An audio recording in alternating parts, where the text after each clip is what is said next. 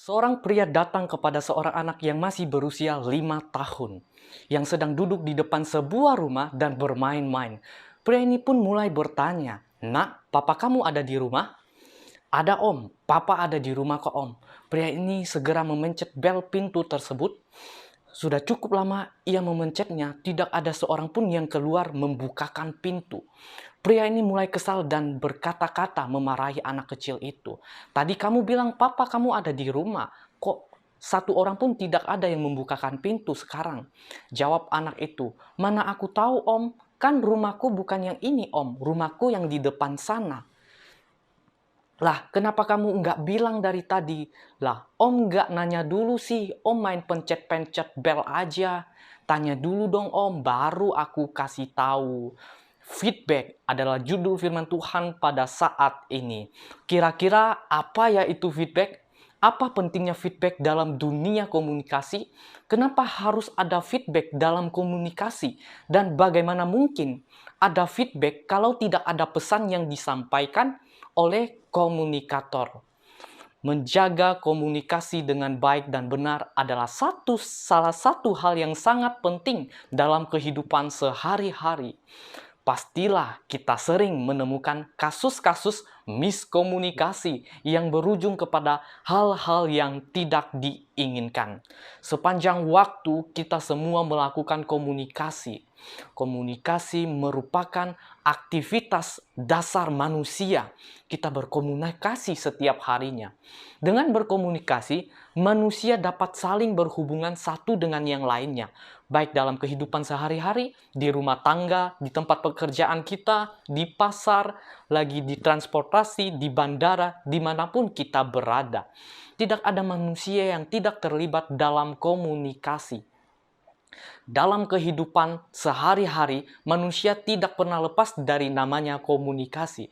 Komunikasi antar manusia selalu terjadi dalam setiap kegiatan manusia, mulai dari bangun tidur sampai tidur lagi.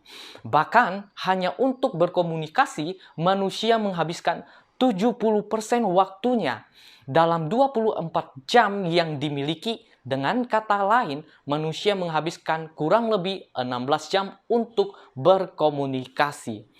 Hal ini menunjukkan bahwa komunikasi merupakan bagian yang penting dan tidak bisa dipisahkan dari kehidupan manusia.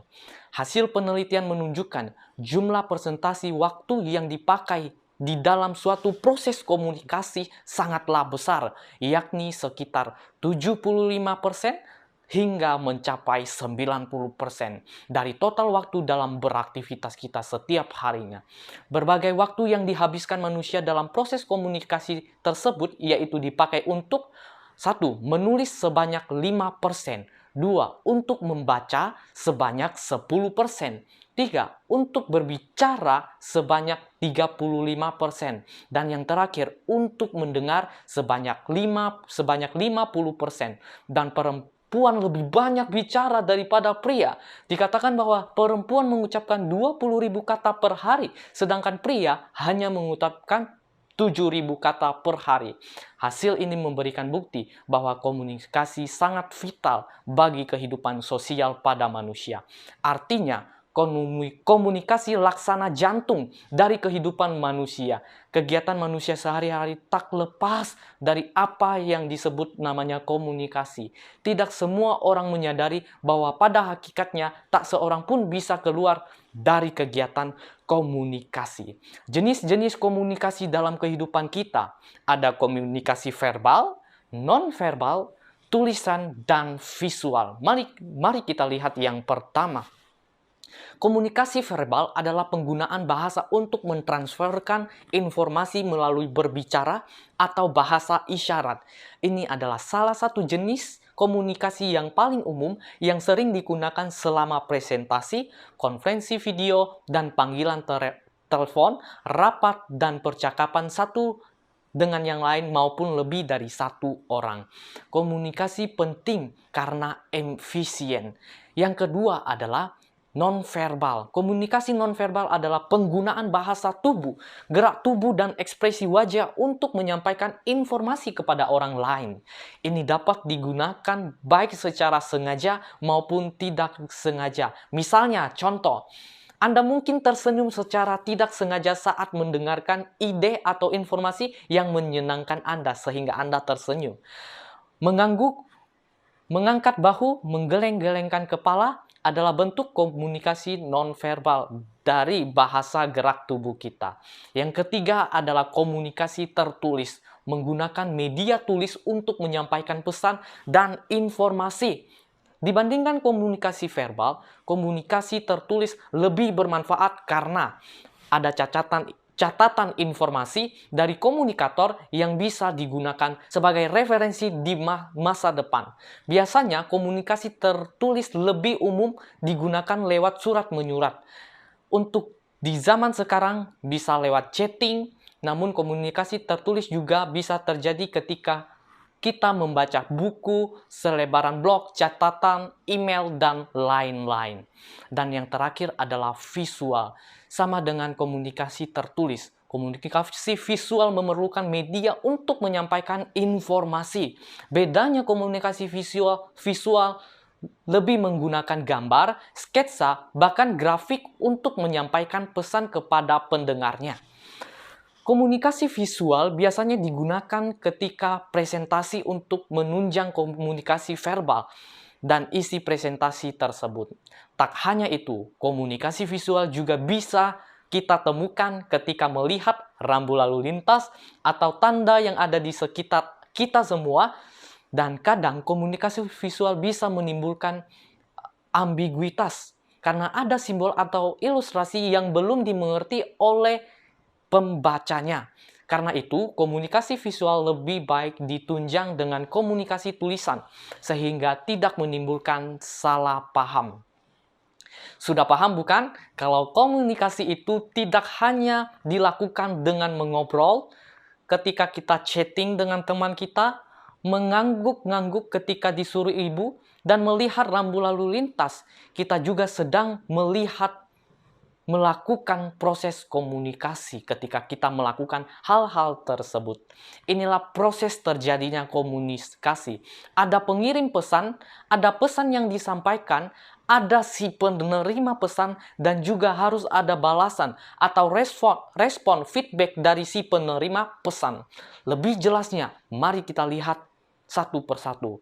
Komunikator atau pelaku komunikasi yang menyampaikan pesan. Komunikator bisa seorang individu, kelompok, organisasi, ataupun suatu negara. Yang kedua, ada pesan yang disampaikan berupa informasi pemikiran, gagasan, ataupun perasaan. Media adalah saluran atau alat yang digunakan untuk menyampaikan pesan berupa telepon, surat, media massa, aplikasi pesan atau chatting, media sosial, dan sebagainya.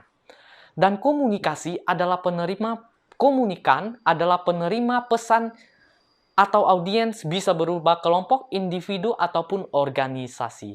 Dampak atau efek manfaat yang terjadi pada penerima setelah menerima pesan seperti perubahan sikap dan bertambahnya pengetahuan ketika terjalin komunikasi. Yang bukan hanya mendapatkan informasi ketika kita berkomunikasi, namun juga mengalami yang namanya transformasi. Dan inti dari semua proses komunikasi adalah feedback. Adanya umpan balik, respon, tanggapan, atau jawaban atas pesan yang telah kita kirimkan sebagai komunikator penyampai pesan kepada komunikan si penerima pesan. Umpan balik atau respon adalah sangat penting dalam komunikasi karena menjadi penentu apakah sebuah proses komunikasi akan berlanjut atau terhenti tanpa arti. Feedback bisa berupa verbal, kata-kata maupun non-verbal, lewat gerak tubuh, raut wajah, dan isyarat maupun tindakan yang kita lakukan.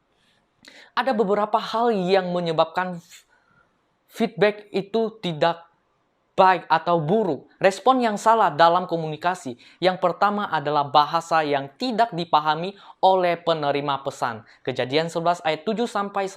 Baiklah kita turun dan mengacau balaukan di sana bahasa mereka, sehingga mereka tidak mengerti lagi bahasa masing-masing. Demikianlah mereka diserahkan Tuhan dari situ ke seluruh bumi, dan mereka berhenti mendirikan kota itu.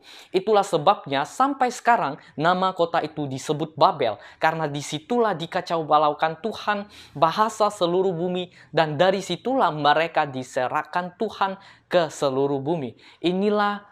Ini adalah cerita pembangunan Menara Babel. Di tempat ini mereka bermaksud untuk mendirikan sebuah kota besar dan di dalamnya sebuah menara yang begitu tinggi sehingga akan merupakan keajaiban dunia. Usaha ini dimaksud untuk mencegah agar jangan orang banyak itu tersebar luas dalam kelompok-kelompok. Tuhan telah memerintahkan mereka untuk pergi tersebar luas di seluruh permukaan bumi untuk memenuhi dan berkuasa atasnya. Tetapi pembangunan Menara Babel ini bertekad untuk membentuk satu masyarakat yang tergabung dalam suatu badan dan membangun satu kerajaan yang akhirnya akan mencakup seluruh dunia ini. Dengan demikian, kota mereka itu akan merupakan satu kota metropolitan daripada kerajaan dunia ini. Kemuliaannya akan membuat dunia mengagumi dan menghormati dan menjadikan pembangunnya sebagai orang-orang yang termasyhur. Menara yang megah ini, yang puncaknya menjulang ke angkasa, dimaksudkan sebagai satu tugu peringatan akan kekuasaan dan kebijaksanaan pembangunnya dan mengabaikan Tuhan, mengabdikan kemasyhuran kepada generasi mendatang dan menggantikan kekuasaan dan kebijaksanaan Tuhan. Tiba-tiba, pekerjaan yang sedang berlangsung dengan cepatnya itu terhenti. Saudara-saudara tahu kenapa? Malaikat disuruh untuk menggagalkan maksud pembangun menara tersebut.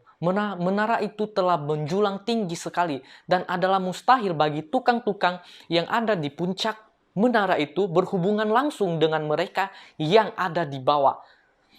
Oleh sebab itu, ada orang-orang yang ditugaskan di pos-pos yang berbeda-beda.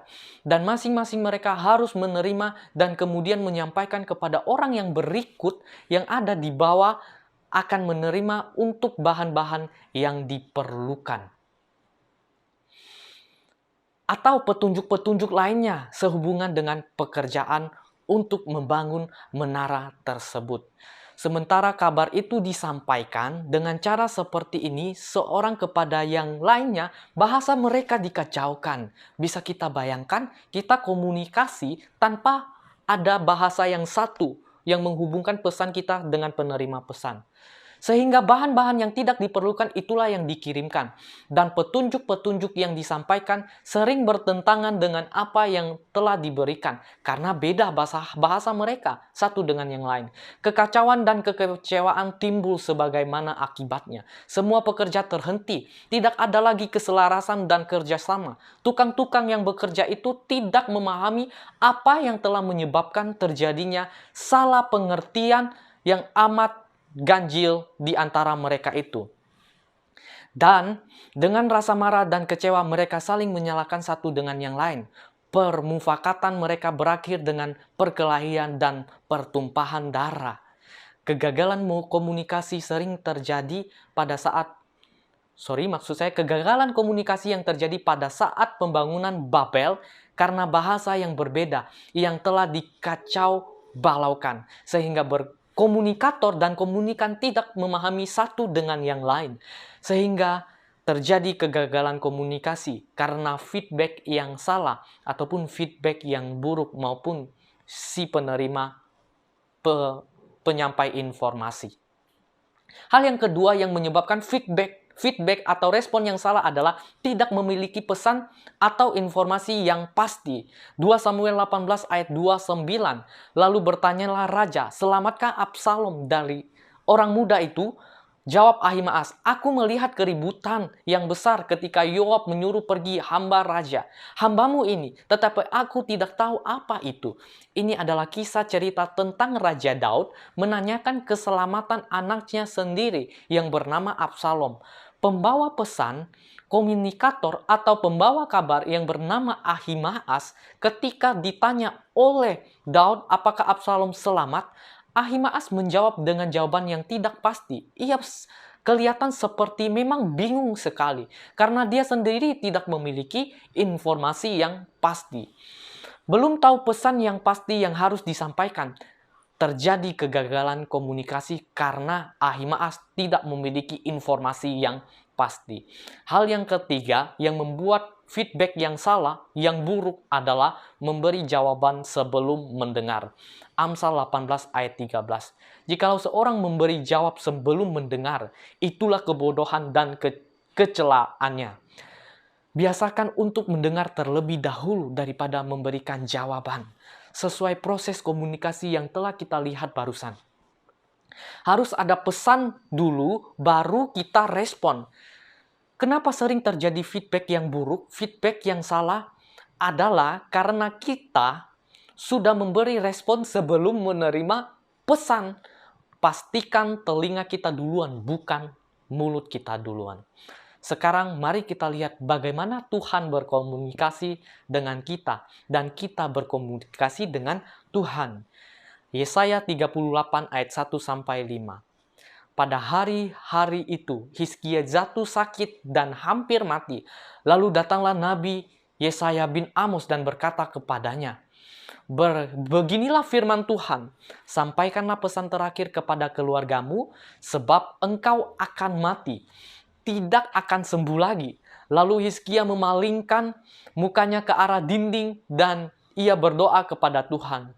Ia berkata, "Ah Tuhan, ingatlah kiranya bahwa aku telah hidup di hadapan-Mu dengan setia dan dengan tulus hati, dan bahwa aku telah melakukan apa yang baik di mata-Mu."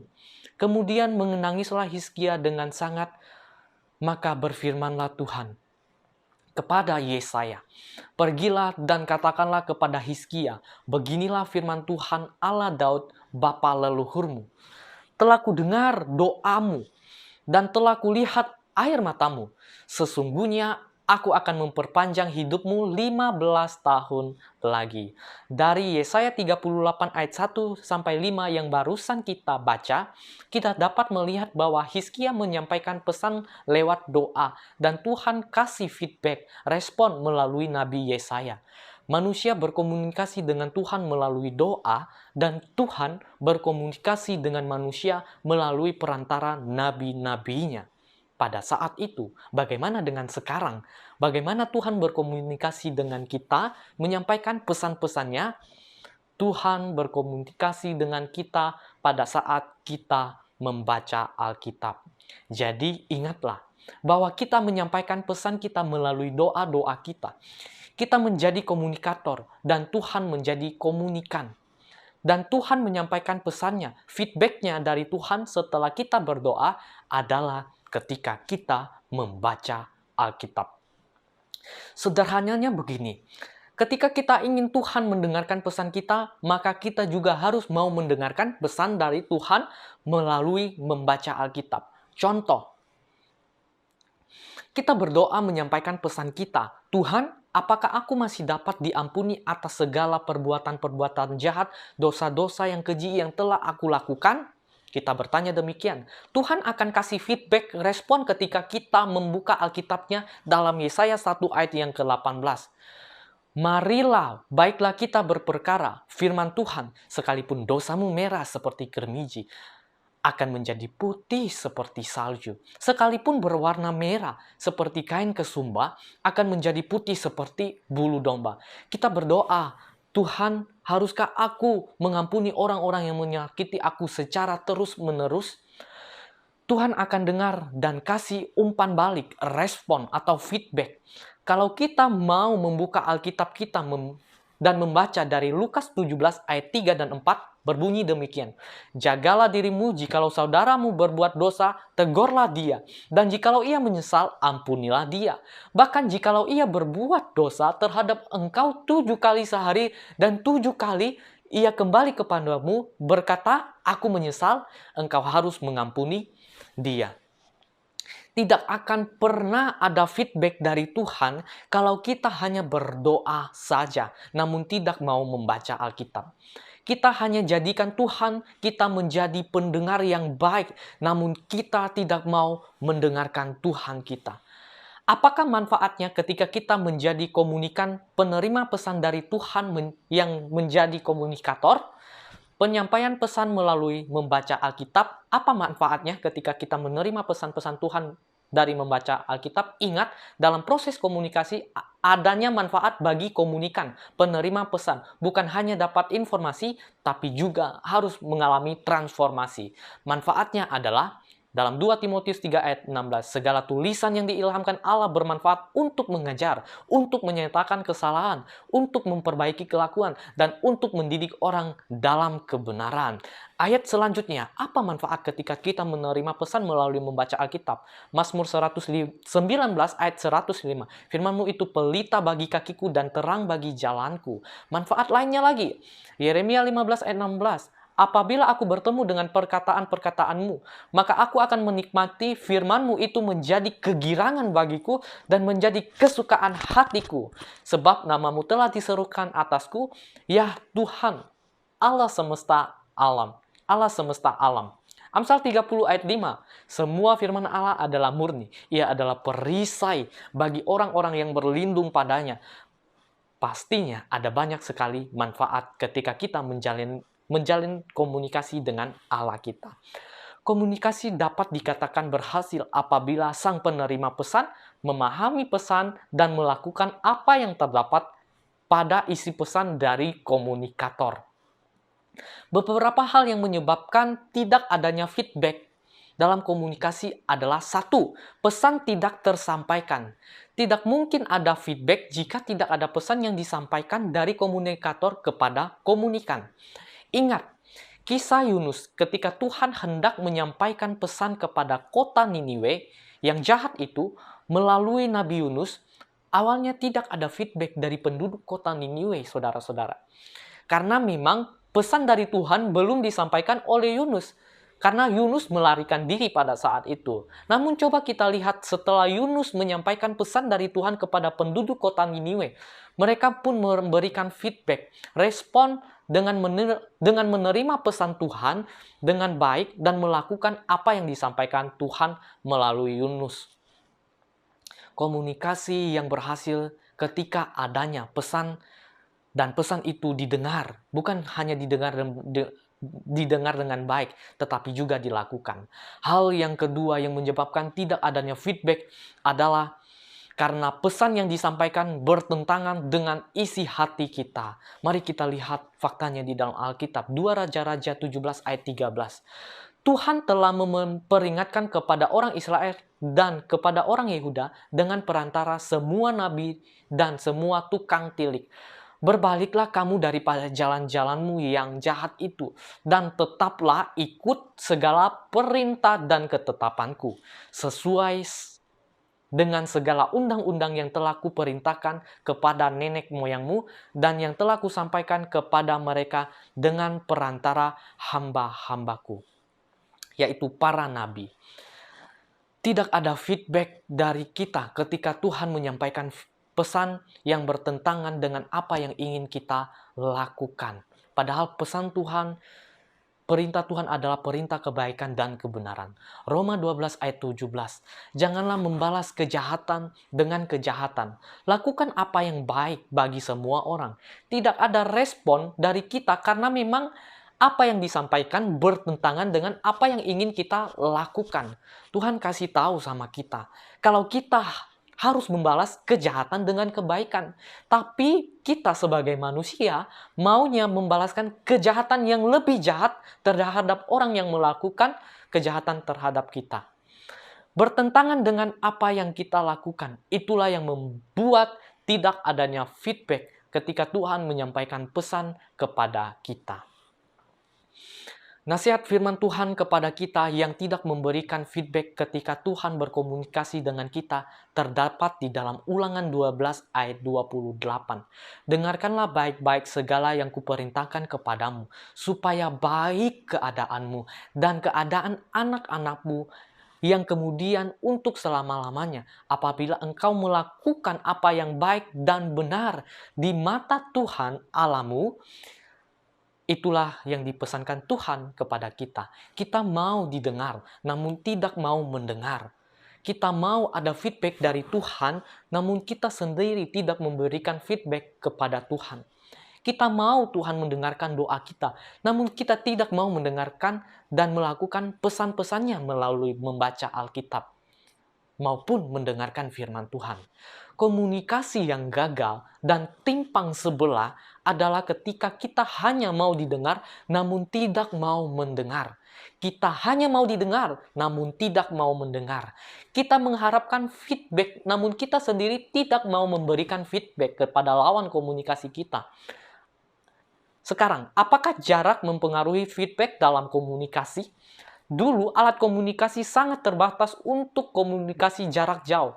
Kita harus menyampaikan pesan melalui surat, melalui merpati pos, dan alat-alat komunikasi yang masih sangat terbatas, di mana merpati dilatih untuk mengirim pesan jarak jauh yang kadang feedbacknya sangat lama, dan bahkan tidak ada feedback, karena suratnya hanya sampai di tengah jalan, dan sampai di alamat yang salah. Itu biasanya yang terjadi.